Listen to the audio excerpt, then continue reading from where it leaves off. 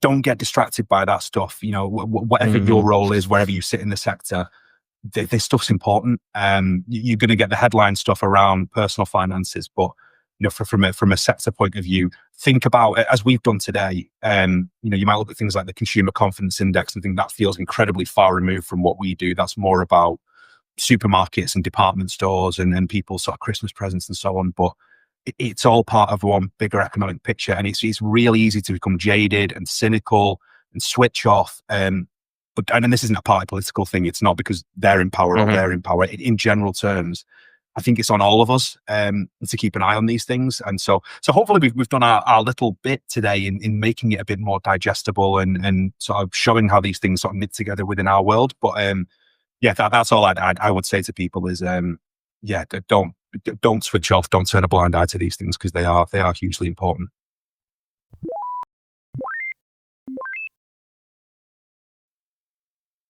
Budget day. Actually, welcome to Construction Disrupted. It's budget day. That's a better intro. Let's try that. I know that the kids have all been eagerly awaiting to see what the Chancellor will deliver. It's we've been talking about it for I think maybe 5 weeks now. It's kind of it's not been a main focus. I think we knew that we were going to do something like this episode, but it's certainly punctuated our conversations, hasn't it? And unavoidable within industry press as well. I think, much as I'm being facetious about people eagerly waiting for it, I think it's D-Day in some respects, isn't it? I don't know if I'd like to be in the Chancellor's shoes today necessarily. How are you feeling about it?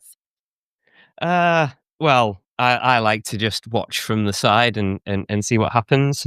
I'm always interested to hear how much beer's gone up, because that seems to be the one of the news headlines, whether it be 1p or 2p. We'll soon find out. But from a construction perspective, it's certainly going to be interesting to see what changes and what doesn't change, and certainly how the market reacts thereafter. That's the key. We can say what we want. The government can say what they want, but really it's going to be the market and knee-jerk or long-term reactions to whatever is said later on today. With that in mind, have you got any thoughts, predictions, or have you read anything that can give us a bit of an indication of what's going to happen later? Well, but it's always dangerous to make predictions, isn't it? I think, Sure. Let me give my cop-out one first and just say that the overriding sense that I get from what I read in the trades and from conversations with people is just people just want it to be over, just some certainty. I think it's a bit of a freak occurrence that this is so late in the year.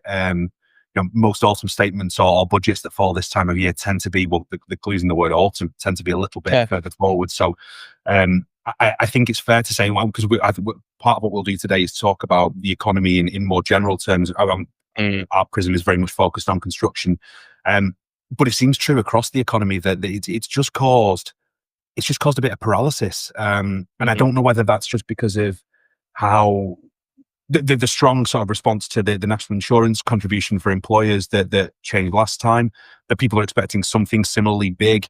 I think, I'll try and be as fair as I possibly can and as sort of apolitical as I possibly can. But I think it's fair to say that the pitch, we discussed this last week, the sort of pitch rolling and the run up to this has been a little bit bungled, I think it's fair to say. The sort of dipping the toe in the water on potentially the 2p tax raising across the piece, and then the rolling back on that. It's I can't understand the logic of that, but I guess I'm not in their shoes, and therefore I have to remain non-judgmental. But it all adds up to this picture of uncertainty that I think even if there's bad news coming, the sector needs to know that so that it can plan accordingly and then go from there. That seems to be the overriding sentiment. But some specifics that are in there to keep an eye out on, or that have been trailed rather to keep an eye out on.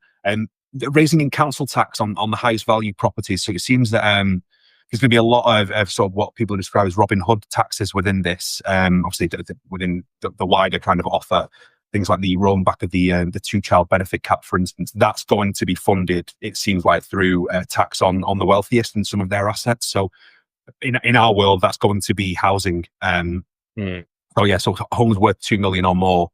There's likely to be an additional sort of council tax reach on those. Knight Frank described that as faffing without raising much to cover the fiscal black hole. That it's one of those things that plays well with newspapers and will generate some positive headlines. But when you look at the economics of it, I think it's 20 billion that needs to be found to sort of get back to break even. It's not going to do an awful lot, apparently, that one. But Well, just on that, the final headline that we'll cover this week, I think we've got a few ideas for how to cover that gap. Sorry to interject that. Well, no. If you want, stay listening to the end, folks, because Peter and I are going to solve this 20 million fiscal black hole at the end of this. So, yeah, sadly, it may come too late for the Chancellor. There may be some last-minute revisions to the budget after this is released. But if she's listening, say Tipex, rubber, however you've written it this time. No, absolutely. Sorry, Bob. No. The other one on housing, I've said that covers council tax on existing properties and new ones north of 2 million. One other thing I think that will be in there based on bits that I've seen and needs to be is some more clarity around progress on new homes and how to get things moving there, but also on the new towns initiative that we've spoken about previously, particularly these 13 earmarked sites. I saw a YouGov survey this week that said only 1 in 4 members of the public survey would even consider looking at one of these new town developments. So, some real clarity needed there as to what's coming. Construction in a more broad sense, the Builders Merchant Federation and others have been really big opponents of the proposed changes to business property relief. The government are trailing a full relief being capped at 1 million and then tapering down from there, which they're arguing a lot of their members are SMEs and are family businesses, and they're going to be deeply affected by that. They estimate that would jeopardize 125,000 jobs and jeopardize 9.4 billion of economic output. So, yeah, keep an eye out to see what happens there and their response to that, because they've been pretty big campaigners of that. And then something that we're going to touch on, which I think is worthy of attention. We spoke in the last couple of weeks about AECOM and their response to the National Infrastructure Strategy. Let's see if any of those recommendations around adoption of AI and other things to get pipeline moving. Again, that point of certainty, the money's there. On infrastructure alone, we're talking about a 725 billion pipeline of work. So there's pulling that money into the economy to help to solve that fiscal problem.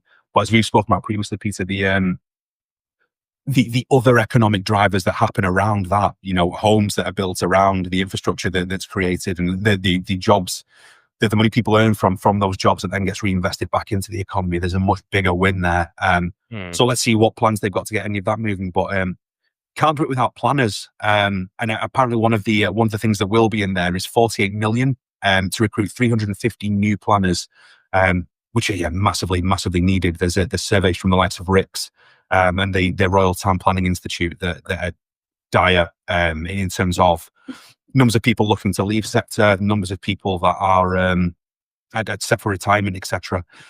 We talk about skills gap, and we talk about it in terms of hundreds of thousands of people needed across sector. But on that one particular part of supply chain, there is a real dire need to get people in. So 48 million is a huge number in the context of the numbers being discussed. It doesn't feel all that big, but yeah, it would. But hopefully that's correct, and what's being trailed there is accurate. But yeah, it works out 137,000 a head. So it's it's in terms of that. If you narrow it down to individuals, I think it's a hefty sum. And I think that's our first story, actually, looking at this how we're looking to hire hundreds of more planners to get things moving. It certainly feels like the government have realised that where the sticking point is, whether they waited for the budget, whether they've taken their time over this, or whether it's the right time or it should have been sooner, really. It's neither here nor there. The point being that they're trying to get,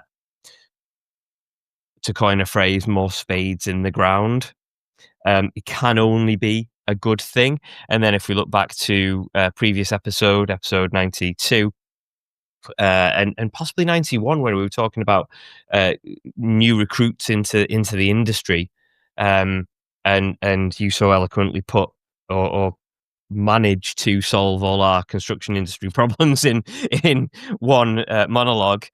Everything could, if this budget is fair, come to this point where things do start to align for construction, and this having more planners in place certainly echoes what we've been talking about. Yeah, well, it's a not insignificant bottleneck, and I think, again, not my opinion, or it's an opinion I have, but one that I've seen echoed throughout the sector. This government have done a lot of things well. Like the work on planning reform in the last 18 months, I think, has been applauded universally across sector. Some concerns about the speed with which changes have been made, and the sector's not been able to keep up. But in broad terms, I think it's a necessary change that they've made, and they've been pretty adamant. The noise from government, we've spoken about it off the back of Steve Reed's appointment, is, judges over this 5-year parliament, not the first year, etc. We've got a lot of setting up work to do. Again, still clings that 1.5 million homes, but again, it will pick up off the back end. So judge us there, and maybe that's true, but that doesn't happen without planners. And I think I've been a passionate advocate of it for years, that we've got to get beyond this. Construction equals hard hats and high vis. Yes, those kinds of hands-on contracting roles are massively, massively needed, which is why the news we were discussing last week is so positive of, the amount of interest for that kind of career course at college. We've spoken before, I think, about Seddon and the likes. The numbers of applicants that they've had for apprenticeship positions is enormous. All of that's hugely encouraging. But we're forgetting that the sector needs to appeal to a much, much wider group of people. Again, the specific story we're talking about here is the launch of a planning careers hub, which is going to target graduates principally. And it's interesting that it's the Treasury that are driving this rather than industry as well. So it's the economic case has kind of been understood by government, but there's still an image job, and we need to be portraying ourselves as a sector that is open to that kind of graduate for this kind of role, or we're never going to do it. And it may not need the same volume of numbers as is needed on the skilled trade side of things, but crucially important. Again, but it took all of our enthusiasm last week on the pipeline exists. The interest in joining the labour force clearly exists. There just needs to be something to knit that together. It's a pretty important piece, isn't it? Yeah. Again, glass half full, half empty, however you want to look at it. The only downside to things like this I can see is that, we were talking about apprenticeships, we're talking about graduates, we're talking about bringing skills in, or bringing people in to build their skills, where we need those skills now. It's never that's fantastic. I'm not, dismissing any of it at all.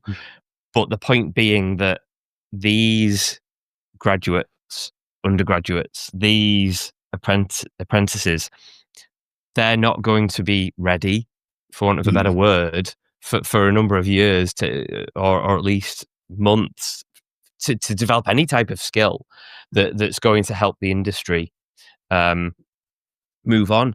And it's a fantastic thing. I'm not saying it isn't far from it, but it's just we need both sides of that of the coin. We need those experiences from other industries to come in, as well as from the ground upwards, youth coming into the industry with different mindsets, different approach to things.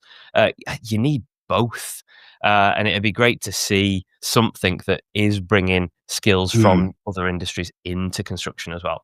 Yeah, it is, again, in the context of what we're talking about. I was £48 million would be an awful lot of money to me, don't get me wrong, but if that sum of money can unlock that infrastructure pipeline at 725 billion, as mentioned before, plus the homes puzzle and everything else, it's an absolute no-brainer, isn't it?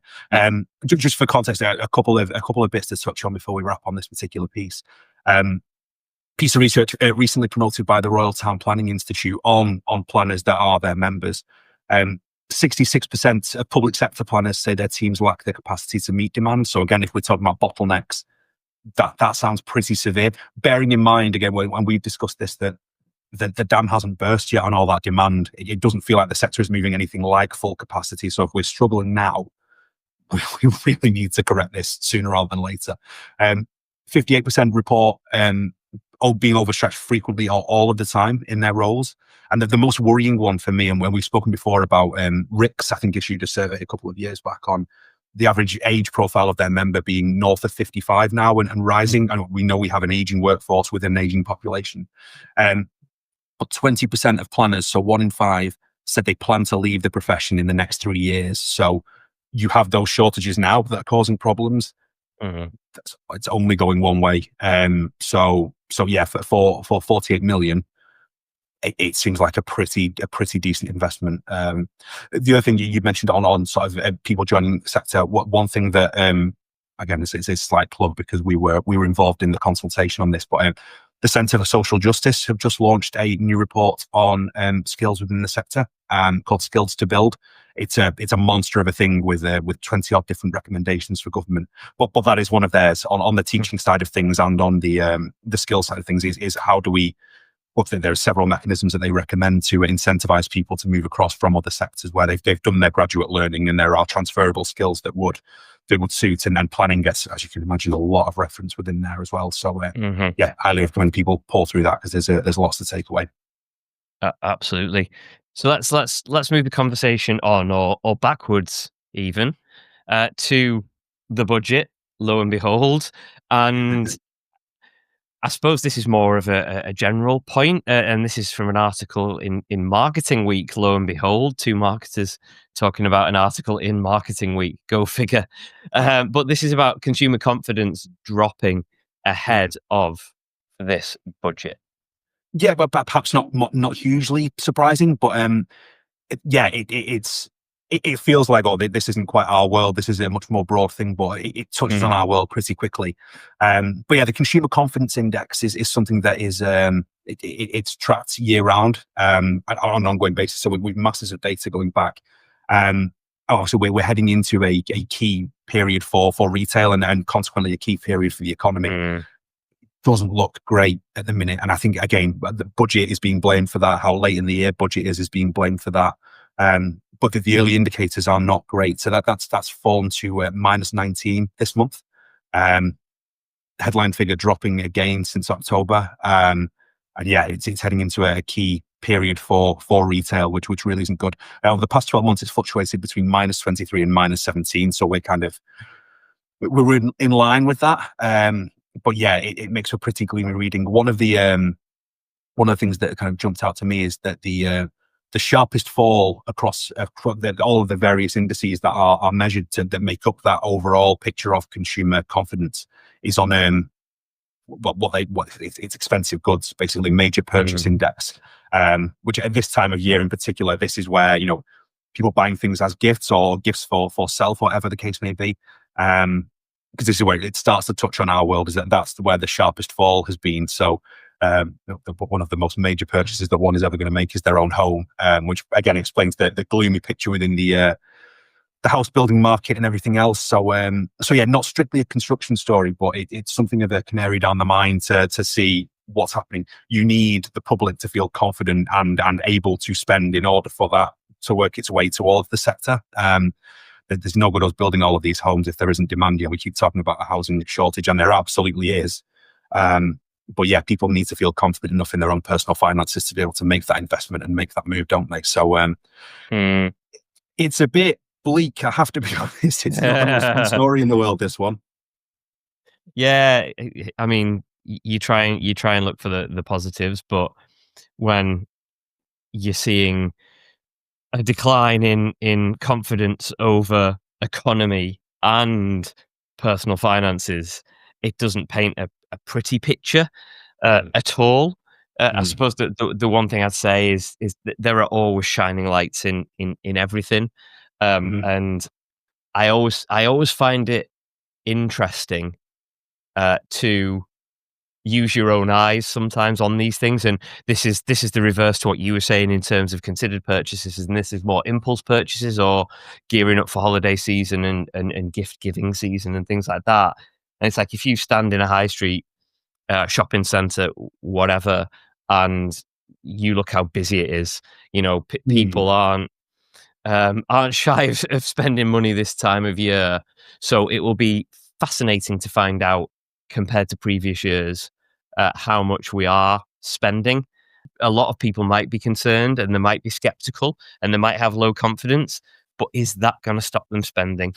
No, I think, again, if we're looking for other sort of little, bits of silver lining to grasp onto, understandably, given what you and I do for a living and the nature of the people that we work with, it's easy to beat yourself up and feel like, oh, this is a construction thing. It's not. It's the economy at large that's feeling this way. So I think, back to my very first point when we opened this, I think just some certainty after today would be a really, really useful thing. I'm with you for what it's worth. I've gone and done my Christmas shopping last week, and it didn't feel like people weren't spending necessarily. So that's a decent anecdote. And things feel busy work-wise. Like I've said, I've had a few people comment on last week's episode that my positivity is genuine. Like I genuinely see lots of good things happening within. I know more about the construction part of the economy than I do the wider economy. Although we'll see, because I'll do my attempt at being Chancellor shortly, and we'll see how I get on. But yeah, I see enough good things happening. It just needs those final pieces sort of knitting together, and then who knows? We've said it before that this government have made it very plain that the construction and building, and that's a core part of their broader economic model. So not to overplay how important we all are, but if we can get things moving within our sector, then hopefully that has a ripple effect within the wider economy. We know enough people are employed in the sector. We know that the sector, does good for other parts of the economy. So there is something of a catch-22 in that, you want consumers to feel confident in order to drive housing demand, in order to, but equally, maybe it's infrastructure leads the charge, etc. But I do feel if we can get things right, then not only does that provide more money for people, but it gives people more confidence that things are happening. I would traveling to see relatives this weekend. I just noticed a number of sites that are starting to move as well. So again, to your point, use your own eyes and see what's out there. That is it as busy as it should be? Probably not, but things are happening. So over to you, Mrs. Reeves. Let's see what you've got to say for yourself today. Yeah, and on that, let's finish today. As people are listening to this pre or post budget, you can see how close we actually got. And I have to say, like, hats off to the Guardian for this, and their words that I never thought I'd say. But hats off to the Guardian. They've created this little interactive budget game, and it's just a little bit of fun.